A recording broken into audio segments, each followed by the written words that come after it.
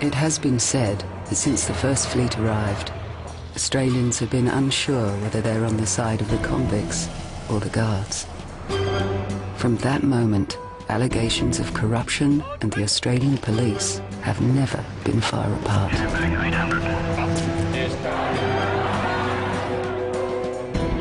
By the 1970s, many began to suspect that the 16,000-member New South Wales police force, the third largest in the world, was rotten with entrenched corruption.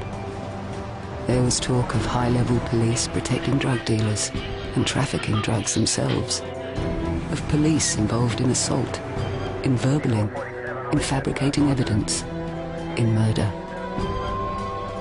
If true, this was not a case of a few bad apples, but a diseased crop. The police were out of control. In 1994, an extraordinary confluence of events allowed a now legendary team of corruption fighters to take them on. To do so, they unleashed an investigative model so extreme, it seemed to challenge the very boundaries of justice itself.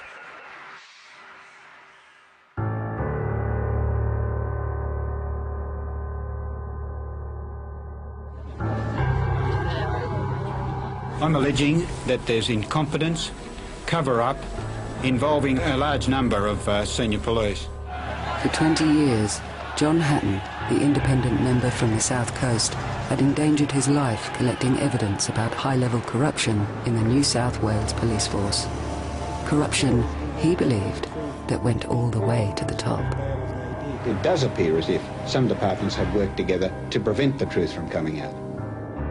And if we don't learn from history, then history will repeat itself, especially if we don't single out those corrupt officers and get rid of them. If you do not do this, then you will stand condemned. On May 11th, 1994, Hatton, along with two other independents, held the balance of power in the minority Liberal Party government. He decided to play his hand. Urgent motions. Honourable Member for South Coast. Mr Speaker, I move that this House calls upon the Premier, in consultation with the Leader of the Opposition, to establish a Royal Commission staffed by personnel other than serving or former New South Wales Police to inquire into the operations of the police service.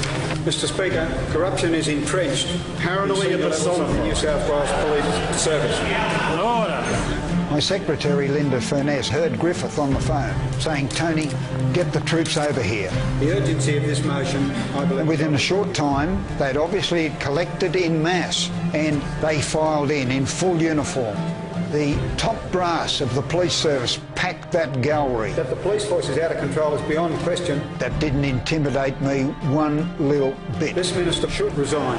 Things had got to such a stage that they thought they were above the Parliament. We've listened to the drama queen as such part of a deliberate campaign to destroy the confidence in the New South Wales Police Service. I've said they are the best in the world, they are. And we have to sit and listen to the garbage trawl